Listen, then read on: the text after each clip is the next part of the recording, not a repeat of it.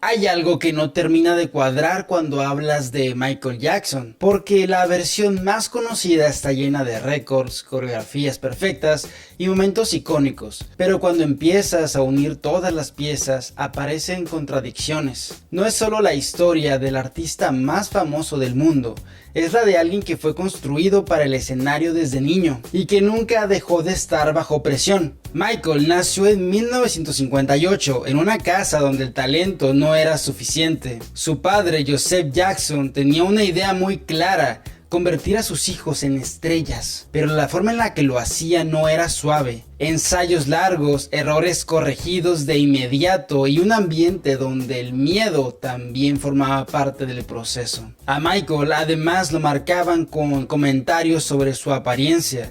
No solo lo exigían por su voz, también lo hacían sentir que no era suficiente. Mientras otros niños jugaban afuera, Michael ensayaba. Hay relatos de que se asomaba por la ventana para ver a otros niños divertirse, mientras él repetía pasos y canciones. Esa escena explica mucho de lo que vendría después, porque cuando alguien crece sin infancia, tarde o temprano intenta recuperarla de otra forma. Dentro de los Jackson 5, Michael destacó muy rápido. No solo cantaba, tenía presencia, pero ese protagonismo también cambió la dinámica con sus hermanos. El éxito del grupo se volvió en gran parte el éxito de Michael, y eso generó tensiones que no siempre se resolvían fuera del escenario. Conforme el grupo crecía, también lo hacía la exposición. Giras, entrevistas, grabaciones, todo pasaba sin pausa. Michael no decidía su ritmo, lo seguía. Y cuando empezó a pensar en su carrera como solista, no fue solo una decisión artística,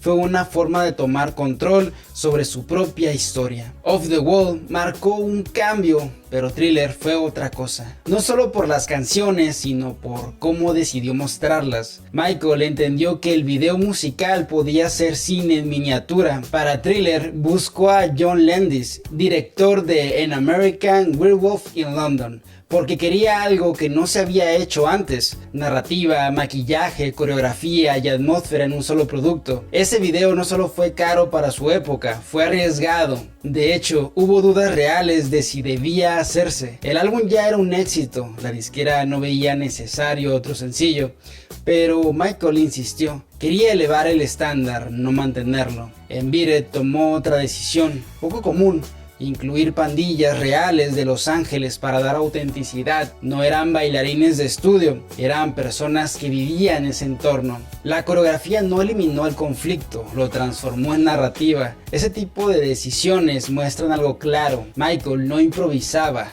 diseñaba, y mientras su carrera alcanzaba niveles históricos, su vida personal empezaba a cambiar de forma más visible. Su piel comenzó a perder pigmentación. Él explicó que padecía vitiligo, una condición real, pero la conversación pública no se detuvo ahí. Su imagen se convirtió en tema constante de especulación. Su rostro también cambió con los años, alimentando aún más la discusión. La gente dejó de hablar solo de su música para hablar de su apariencia. Y cuando un artista pierde control sobre su propia imagen, la narrativa deja de pertenecerle. En 1984 ocurrió un momento que muchas veces se menciona rápido, pero que tuvo consecuencias profundas. Durante la grabación de un comercial de Pepsi, un error provocó que su cabello se incendiara. Sufrió quemaduras en el cuero cabelludo. A partir de ahí, su relación con tratamientos médicos y analgésicos se volvió más constante. Ese detalle importa porque traduce una variable que después aparece en su historia una y otra vez: el manejo del dolor físico y emocional.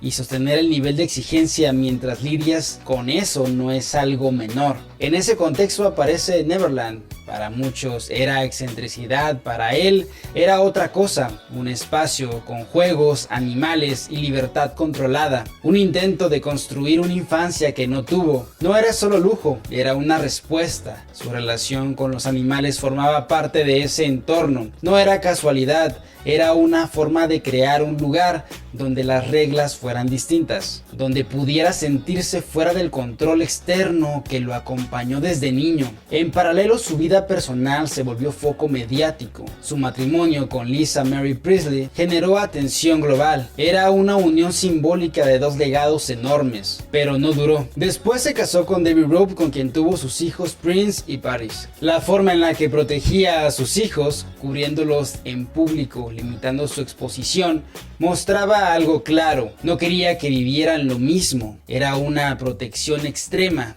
sí, pero también coherente con su historia. Conforme avanzaban los años, la relación con los medios se tensó. Entrevistas masivas, como la de Oprah Winfrey en 1993, le dieron espacio para hablar, pero también abrieron nuevas líneas de análisis. A partir de ahí, la conversación mediática no volvió a ser la misma. Las acusaciones en su contra marcaron una de las etapas más difíciles de su vida. Más allá de los resultados legales, el impacto mediático fue enorme. Se construyó una narrativa paralela, una historia que muchas veces era más fuerte que cualquier declaración que él pudiera hacer. Aquí hay algo clave. No se trata solo de lo que pasó, sino de cómo se contó, de quién lo contó y de qué versión se quedó en la mente del público. Esa tensión entre su versión y la narrativa mediática es parte central de su historia. Aún así, su impacto artístico no desapareció. Su presentación en el Super Bowl de 1993 redefinió el estándar del espectáculo. No era solo cantar, era dominar la atención de millones de personas con precisión milimétrica. Artistas de distintas generaciones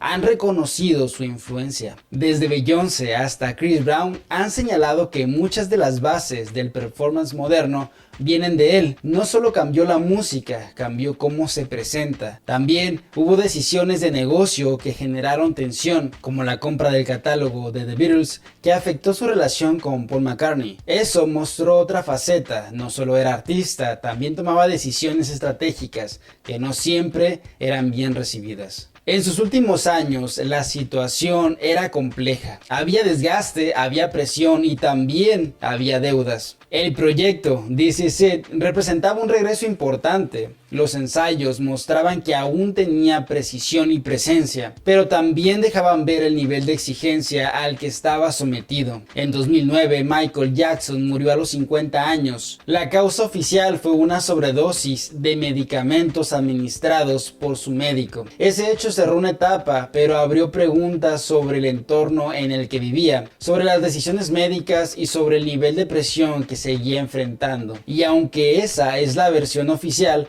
la conversación no se cerró del todo. No porque haya una respuesta única, sino porque hay muchas piezas que la gente sigue intentando ordenar. Lo que sí es claro es que su historia no terminó ahí. Hoy, Michael Jackson sigue generando millones de dólares al año.